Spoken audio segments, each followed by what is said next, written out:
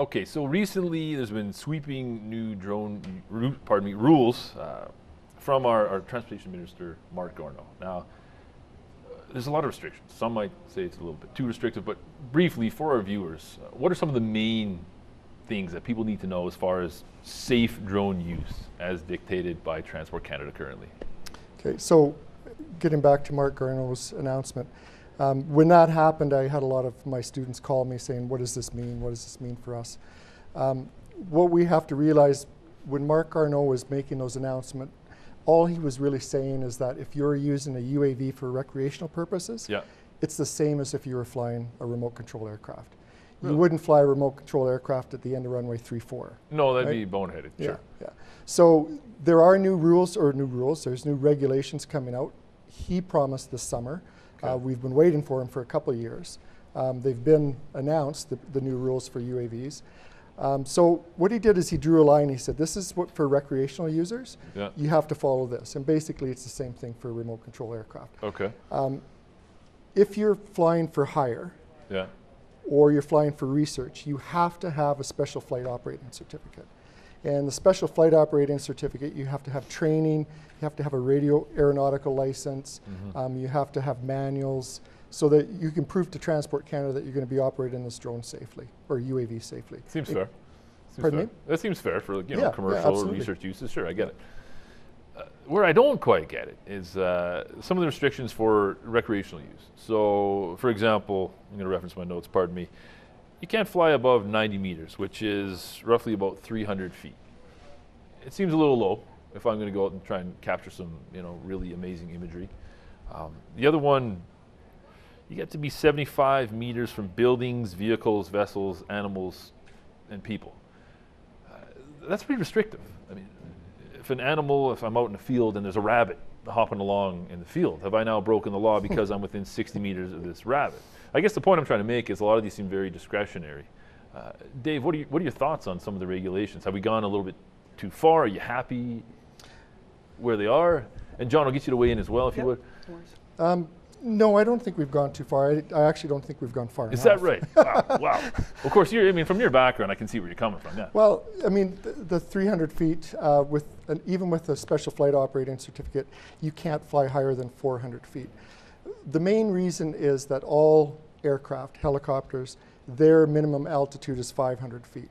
So when you limit UAVs to 400 feet, you're giving a window there, a window of 100 feet. So that's why the 400 feet. As far as the animals, I have to go back and look at that one, but I think it depends on where you are and really what you're doing with it. For recreational use, so where can you fly it? Well, in Calgary, game over. You can't fly. Well, that's just it, right? Yeah, that's really just it, isn't it? Yeah. I mean, you have to be 9 kilometers from an airport, which is up from 7, the way I understood things. In the past, was 7 kilometers. Now we've gone up to 9 kilometers. I mean, people would probably argue that might be a little bit of overkill.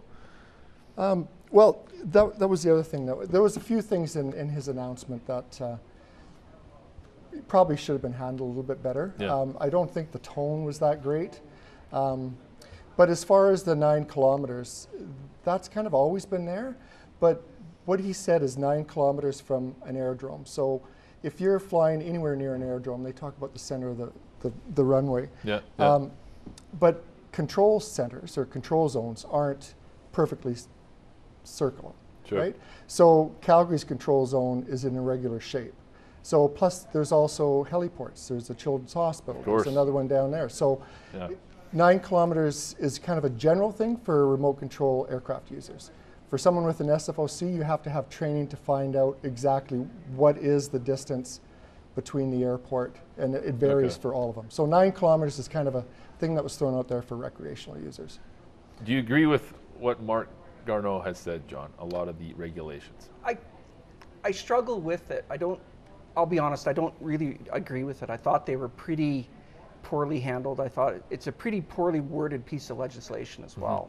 And I've been flying in the city of Calgary for about 35 years recreationally. So you started obviously with RC. I started with RC, and again, just using common sense rules. I've never been stopped by bylaw enforcement. I've had police come and watch.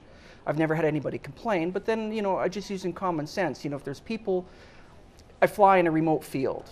If there's people walking their dog or playing soccer, I don't fly there. Sure. I wait till they're done. Yeah, that's fair. You know, and it just, a little bit of common sense can go a long way, but I do get the fact that Transport Canada had to do something. Because Certainly. there were too Popularity many... is Yeah, just popularity. There's too many, you know, for lack of better term, idiots out there doing stupid things. What part of the new legislation, well, potential legislation, kind of has you scratch your head the most, if there's one single item? It's the built-up areas, because I still believe very firmly that you could fly in a built-up area. In the city of Calgary, So you're saying you need near structures, buildings. Yeah. Okay. Yeah, I think that's the one that's the most tough to live with. I think it's gonna be tough on the markets. The market. Look at Toronto, for example. Yeah. So you look at these air maps, and of course, like you mentioned, Dave, you really can't fly it anywhere within the city of Calgary. Well, there is pockets here and there, whereas in Toronto, I mean, you can't fly it anywhere, and it's due to a lot of these heliports that are in the city. Yep. Drone manufacturers must be pushing back somewhat. Have you heard any talk of this over at Multi Rotor Heli? Yeah, DJI, the parent company, who's basically the largest drone company in the world, they're now creating advocacy groups because they're very concerned about the nature of the market. Yeah. And ironically, the Americans are looking at the Canadian drone regulations and going, wait a second, you went too far. Because the American regulations seem to be a little bit more workable, and their airspace, some of their airspace areas are way more congested than they are I would think in so. Canada. Sure. But again, getting back to what Transport Canada did, I get the fact they had to do something. Yeah. So if people want their voice heard, then these advocacy groups, how can people get involved? How can local drone users get involved and kind of send a message, or I guess have their voice heard by Transportation Minister Mark Garneau? Well, from a recreational perspective, there's a number of hobby dedicated websites. Okay. One of them is called rccanada.ca. Yeah. That's a very popular website, and they have various forums. And of course, there's a lot of very interesting banter back and forth, and a lot of rhetoric as well. You can make your voice heard by contacting your MP or even writing a letter to the minister. I know there have been a number of petitions that have been circulating in Canada complaining about the drone regulations. In fact, there was one petition that came out of the States too. Oh, really? Yeah. The neighbors are getting involved too. Yeah. And there have been, kind of just building on that, there's a couple of very prominent YouTube kind of drone channels that have been talking about the regulations and bringing up some very good points. So, John, do you think maybe that regulations, the line's been drawn, pardon me, is this a line that's sort of drawn, that's to be expected to be pushed back a little bit? Are we going to see sort of a happy medium eventually, do you think, when it comes to regulation for drones? Or is this kind of hardline stuff, it's not going to move a whole lot? Well, I think once they bring out the regulations for people who have the special flight operating certificates, who want to do it for hire, and want to do it for a business, once those are established, I truly believe that they'll push back a bit on the recreational. Okay. I agree with John. I mean, I grew up flying remote control aircraft as well. I never really bothered anybody, no one bothered me, but I think what's happened, and we talked about it a little bit earlier, is because these are so easy to operate. You can have a 12-year-old go out there and handle it very, very well. Yeah. Unfortunately, sometimes the technology does not work. So you get that false sense of security. And right now we have a lot of incidents that have happened, near misses with aircraft. So the big push to Mark Garneau was from the Pilots Association, the Airline Association, because they're saying, hey, these are getting too close to us. You need to do something before we have a serious accident. I agree with them. You know, that's hard to argue with. That one's tough to argue with, certainly. As far as drones falling out of the sky, hitting cars, people, animals, has that happened? Is there documented cases of that happening that would warrant such legislation? Yes. There is? Yeah, there is. Is it frequent? More than you'd think. Really? So if you can go onto the Transport Canada website and call up something called KDORs, these are all incidents that happen with UAVs that are reported. I think I just checked before my last week's class, and just even in 2017, beginning of the year, I think we were close to 27 that were near misses and UAVs coming down and hurting people. I mean, what does this thing weigh then? This thing is over... I think it's 1.4 kilograms. Okay, so we should probably clarify that. The regulations in place are for drones over 250 grams. Correct. Now this drone here, This toy drone is less than 200. I think this drone actually weighs about 200 grams. Yes.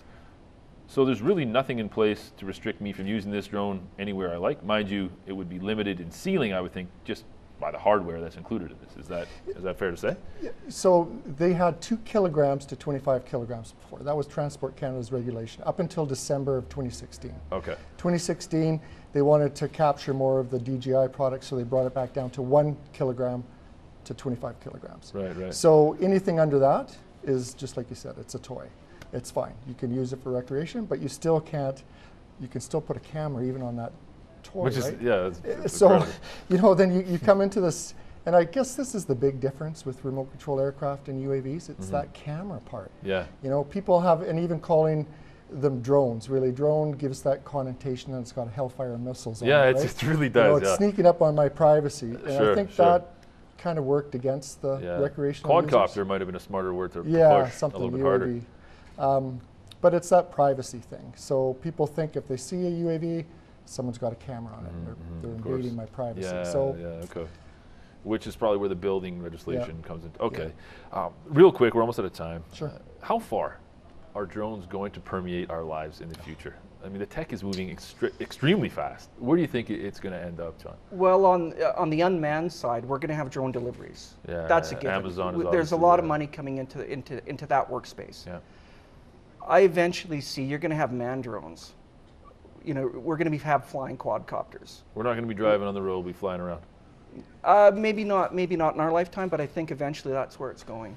I think Google actually, they're pushing it pretty hard. They're pushing it. I know Uber's doing a bit of research too. There's another Chinese company that have come up with a one-man drone. I know in Dubai they've adopted that, and I don't know if they're flying around right now, but they're going to start flying around. Yeah, wow. Same question, Dave. Where do you think it's headed? Oh, I mean, it's endless. Every time I turn on my computer and look at my email, I get different feeds of all the different uses of UAVs. I mean, even just think about satellites. Right now, they're experimenting with using high altitude UAVs, and we're talking 65,000 feet on the edge of space, and they have them just basically being the same thing that a satellite was in the past. Yeah.